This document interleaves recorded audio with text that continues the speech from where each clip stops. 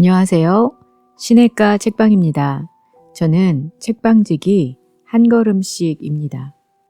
오늘은 지난 시간에 이어 레리 크랩의 영적 가면을 벗어라 중에서 2부 우리가 갈급한 사람임을 알라 4장에서 6장까지 정리해드리고 몇몇 구절을 읽어드리도록 하겠습니다.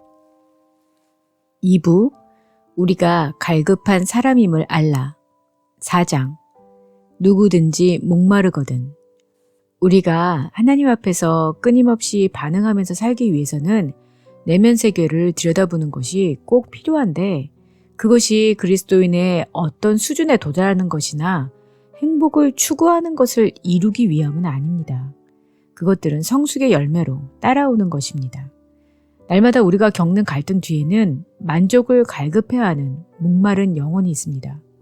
우리는 없어지지 아니하는 갈증이 우리의 삶 속에 있음을 인정해야만 합니다. 우리의 진정한 됨됨이를 인정하려면 내면에 있는 욕구들을 부인하지 말아야 합니다. 욕구가 있는 것이 정상입니다. 내 안에 갈망이 있다는 사실은 나에게 자유의지를 주신 창조주의 지혜와 선하심과 또 죄로 인해 하나님과 나 사이가 분리되었음을 보여줍니다. 또한 심령이 상하는 것이 잘못된 것은 아니라는 점입니다. 그러나 우리의 인생을 보호하기 위해 만족되지 못한 욕구로 인한 고통을 없애려고 생각하고 고통을 무디게 해주거나 기분을 전환하기 위해서 먹거나 성경 암송, 청소, 성가대 참여 등으로 고통을 피하려고 합니다. 하지만 우리가 직면해야 할 사실은 이 세상의 모든 것은 무언가가 잘못되어 있고 주님과 동행하더라도 실망과 충격을 피할 수는 없다는 것입니다. 언제나 있는 슬픔은 영적인 미성숙의 표시가 아니라 슬픈 세상에서 정직하게 산다는 표시입니다. 5장 그런데 왜 이런 고통이? 그렇다면 풍성한 삶이란 무엇일까요? 원하는 집과 차와 직장과 건강한 가족, 좋은 친구들, 좋은 평판, 즐거운 모임 등이 있으면 풍성한 것일까요? 문제는 이것이 과연 솟아나는 생수이냐는 질문입니다. 우리는 목마른 사람들입니다. 우리가 갈망하는 것들은 첫째, 일상적인 욕구로 물질적인 안정이 있고 둘째로 기본적인 욕구로 사람들과 좋은 관계를 맺는 것입니다. 셋째로 근본적인 욕구로 하나님과의 관계로만 주어지는 기쁨입니다. 주님은 우리 일상적인 욕구와 기본적인 욕구를 채워주신다고 약속하시진 않았습니다. 마태복음 6장 33절조차도 현재의 안락함을 위해 필요한 모든 것을 주시겠다는 약속은 아닙니다. 주님은 우리의 근본적인 욕구를 만족시켜 주겠다고 약속하셨습니다. 그러나 현재는 예고편만을 볼 수 있고 참 만족은 천국에서 주어질 것이기에 우리에게는 여전히 고통이 있을 수 있습니다. 또한 근본적인 욕구가 만족되었다고 해서 일상적인 욕구와 기본적인 욕구가 채워지지 못할 때 느끼는 실망의 고통이 없어지는 것은 아니라는 것입니다. 실망은 다음의 3가지 이유로 그리스도인이 당연히 느끼는 감정입니다. 첫째는 하나님의 완전한 기쁨은 천국 갈 때까지는 얻을 수 없다는 것입니다. 둘째는 이 세상의 어떤 관계도 완전한 것은 없으므로 기본적인 욕구가 좌절되는 것은 정상이라는 것입니다.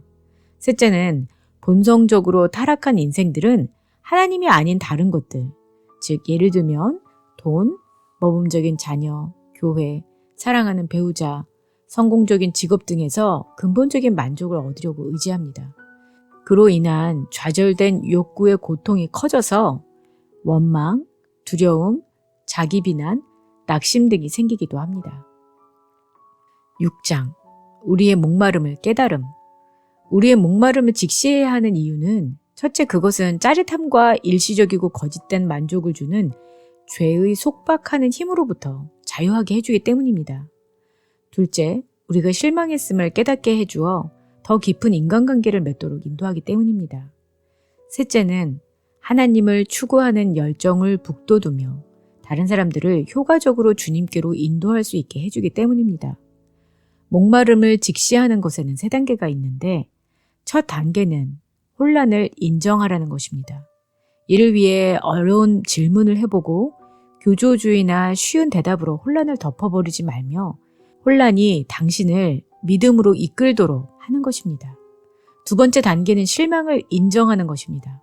다른 사람들이 얼마나 당신을 실망시켰는지, 깊이 원하고 있는 것이 채워지지 못했는지 생각하며 당신의 실망을 부인이나 강요된 사랑 혹은 값싼 용서로 무감각하게 만들지 말고 실망이 당신을 소망으로 인도하게 하는 것입니다. 세 번째 단계는 죄를 자각하는 것입니다. 인간 관계에서 실망을 느끼지 않으려고 다른 사람들로부터 거리를 유지함으로써 자신을 보호하고 있음을 직시하고 항상 옳은 일을 하려고 열심히 노력함으로써 죄를 직시하는 것에서 도피하지 말며 당신의 선한 행동 저변에 있는 동기를 살펴보아야 합니다. 죄를 자각함으로써 사랑으로 나아가도록 하는 것입니다. 책의 몇몇 구절들을 읽어드리도록 하겠습니다. 열심의 결과이든지 만족에서 오는 결과이든지 상관없이 겉으로 드러난 깨끗함은 주님을 감동시키지 못한다. 주님은 사정없이 표면 아래에 숨어있는 더러운 것들을 다루기를 원하신다. 우리가 하나님께서 계획하신 대로 살기를 원한다면 더러움을 드러내고 청결케 하는 과정에 참여해야 한다. 이것이 바로 우리가 내면 세계를 들여다보아야 하는 이유이다. 우리는 하나님과 교제하고 그분이 만드신 모든 것을 즐기도록 지음을 받았기 때문에 타락으로 인하여 잃어버린 것들을 갈망하는 목마른 사람들이다. 타락한 인생들은 하나님으로부터 멀어진 삶을 회복하여 만족함을 얻으려고 어리석고 부도덕한 방법을 고안한다. 우리 모두에게는 다른 사람이 나를 귀히 여겨주고 나의 존재를 중요하게 여기기를 바라는 갈망이 있다. 이러한 바람은 존중받고자 하는 욕구 또는 자존감이라고 할 수 있다. 우리는 사람들이 나를 귀히 여겨주고 내가 말한 것을 진지하게 받아주는 것을 좋아한다. 내가 어리석은 말을 할 때조차 다른 사람들이 나의 말을 들으려고 해주기를 은근히 바란다. 우리는 존중과 소속감, 즉 가치감과 친밀한 관계를 원한다. 그리고 우리의 영혼이 갈급해하는 것을 갈망한다. 우리의 영혼은 타락한 세상의 사막 가운데서 목말라 하고 있다. 우리가 간절히 바라는 존중과 소속감을 얻지 못하고 있기 때문이다. 인생의 경험은 다를지라도 우리의 내면에는 우리가 직면하고 싶지 않은 허무감이 있다. 그 원인은 우리와 함께할 시간이 없는 아버지일 수도 있고 과잉보호를 해서 우리를 무기력하게 만드는 어머니일 수도 있고 결코 만족하지 못하는 배우자일 수도 있고 하나님께 대한 무관심으로 속을 썩이는 자녀들일 수 있다. 원인은 여러 가지지만 공통점은 우리가 이제까지 맺어왔던 가까운 사람과의 관계에서 깊은 실망을 느낀다는 사실이다. 그렇기 때문에 우리는 마음이 상하게 된다. 너무나도 많은 그리스도인들이 좋은 감정을 느껴야 한다는 부담감을 갖고 산다. 다른 그리스도인들이 그들의 의심, 좌절, 낙심들을 나눌 때 우리는 용기를 얻게 된다. 나만이 그런 것이 아니라는 사실을 깨닫고 하나님께서 어떻게 그들의 갈등을 다루어 주셨는가를 배우면서 소망을 갖게 된다. 일상적인 욕구가 채워지지 않을 때 우리는 비교적 제어할 수 있는 불편함을 경험한다. 그러나 기본적인 욕구의 경우에는 이야기가 다르다. 내가 하는 일이 하찮아 보일 때, 나에게 중요한 일을 할 수 없다는 한계에 부닥칠 때, 내가 좋아하는 사람이 나에게 관심이 없을 때 나는 상처로 인해 깊은 허탈감을 느낀다. 하지만 근본적인 문제는 전혀 다른 문제이다. 기본적인 욕구와 근본적인 욕구는 관계와 영향력에 대한 욕구들이다. 그러나 우리는 다른 사람이 줄 수 없는 수준의 영향력과 관계를 원한다. 우리는 아무런 조건 없이 완전한 사랑을 받고 하나님으로부터 영원히 영향을 받도록 지음을 받았다. 오직 하나님만이 우리 영혼의 가장 깊은 욕구를 채우실 수 있다. 그러므로 근본적인 욕구가 채워지지 않을 때 해결하기 힘든 고통이 따른다. 더구나 시간도 해결해 주지 못하기 때문에 부인하거나 도피하기도 한다. 이러한 깊은 고통 속에 있을 때 위로와 즐거움은 목마른 나그네에게 한 줌의 모래에 불과하다. 우리 안에 새롭게 해주는 생수를 주시겠다는 약속은 그리스도께서 현재 우리의 근본적인 욕구를 채워주시리라는 의미이다. 그분이 우리에게 건강과 물질이나 안락을 주시겠다는 약속이 아니고 또한 인간관계가 우리가 원하는 대로 만족스럽게 될 것이라는 약속도 아니다. 일용할 양식을 주시고 그분의 풍성하신 대로 우리의 쓸 것을 채우시겠다고 하신 약속은 우리의 생애 동안 하나님의 뜻을 이루기 위하여 필요한 모든 것을 하나님으로부터 받을 수 있다는 의미로 이해해야 한다. 하나님으로부터 떠나서 사는 고통은 견딜 수 없다는 사실이 우리의 죄가 추하고 어리석은 것임을 나타내 보여준다. 우리는 하나님께로 진정으로 나아가지 않고서 안도감을 얻으려고 한다. 그래서 열심히 기도하고 결단하고 봉사하면서 생수를 얻으려고 그리스도께 가지만 그 동기는 믿고 소망하고 사랑하려는 결심에 있는 것이 아니라 안도감을 얻기 위한 것이다. 사람들은 즐거운 쾌락 가운데서 생동감을 느낀다. 그렇게 되면 쾌락을 주는 것은 무엇이든지 좋게 보인다. 몸의 쾌락, 성욕과 식욕과 마음의 쾌락, 즉 권력이나 명성은 하나님이 시험하시지 않을 때는 참된 삶의 놀라운 모조품이 될 수도 있다. 그것들의 매력적인 호소는 신음이 아닌 안도감을 주고 생동감을 느끼게 해주는 힘이 있다. 우리 모두가 목마르지만 소수의 사람들만이 목마름의 고통을 알고 깊이 경험한다. 우리의 채워지지 않은 욕구의 아픔을 외면하고 훈련과 결단과 지식에 의지하여 살아갈 때 사랑하고자 하는 노력은 넘쳐나는 열정에서가 아니라 의무감에서 비롯되게 된다. 그렇게 되면 우리는 믿을 만한 사람은 되지만 진정한 관계를 맺을 수는 없다. 그래서 함께 있는 것이 즐겁기는 하지만 가까워지기는 힘든 사람이 되는 것이다. 친구의 무례한 말이나 직장 동료의 냉대, 혹은 자녀의 찌푸린 얼굴에 때로는 격한 반응을 보일 때도 있다. 왜 그럴까? 아마도 그러한 거슬리는 사건이 우리가 절망적으로 부인하는 깊은 실망의 고통을 드러내주기 때문일 것이다. 우리는 그 고통을 피하고 자기 보호로 자신을 감싸든지 아니면 그 고통을 받아들이고 주님의 약속에 안식하든지 둘 중에서 선택을 해야 한다. 자기 보호냐 아니면 하나님의 신뢰냐, 모든 행동은 결국 이 둘 중에서 하나를 나타내 보여준다. 적당한 거리를 두는 관계를 유지하는 것은 전에 느꼈던 실망감을 다시 맛보지 않으려는 노력에서 비롯된다. 그러나 그렇게 사랑할 수는 없다.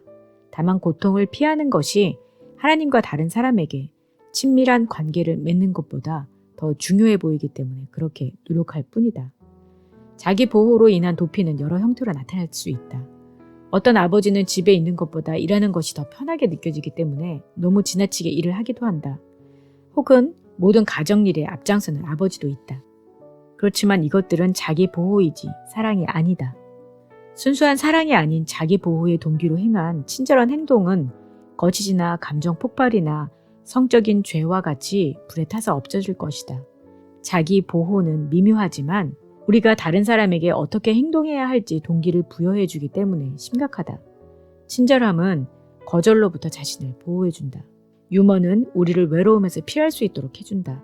또한 업무적인 관계는 이용될지도 모르는 순진함에서 우리를 보호해준다. 그리고 소심함은 어리석게 보이지 않도록 도움이 되는 방법일 수도 있다. 우리가 자신을 보호하기를 원하는 갈망에서 오는 고통을 알기까지는 자기 보호의 교묘한 죄를 깨달을 수가 없다. 우리에게는 고통스러운 질문을 예쁜 종이에 싸서 손에 닿지 않도록 멀리 두고 불편한 화제는 꺼내지 않으려는 경향이 있다. 인생을 정직하게 바라보는 것은 혼란을 가져다 줄 것이다. 그러나 그 혼란은 나쁜 것이 아니라 좋은 것이다. 그 이유는 혼란 가운데서 우리에게 보이는 것 뒤에서 역사하시면서 가장 좋은 것으로 주시는 강하시고 선하신 하나님을 알고자 하는 열정적인 갈망을 깨닫게 되기 때문이다. 우리가 실망을 직시하는 결과가 원한이나 자기 연민이 아니라 사랑을 견고하게 하기 위해서는 한 가지가 선행되어야 한다. 즉, 우리가 소망하는 법을 배워야 한다. 현재의 예리하게 느껴지는 실망은 미래에 대한 열정적인 소망에 힘을 더해준다. 그리스도의 재림에 대한 소망은 인내하면서도 기다리는 그리스도인들의 삶에 영향을 끼친다. 소망은 실망과 욕구를 위한 해독제이다. 혼란스러운가? 그 해답은 믿음이다. 실망했는가? 오직 소망만이 해답이다. 죄를 깨닫는가? 그러면 어떻게 사랑하는지를 배워야 한다. 네, 오늘은 레리 크랩의 영적 가면을 벗어라 중에서 2부 우리가 갈급한 사람임을 알라를 정리해드렸습니다. 다음 시간에는 3부를 정리하고 몇몇 구절을 읽어드리도록 하겠습니다. 그럼 다음 시간에 뵐게요.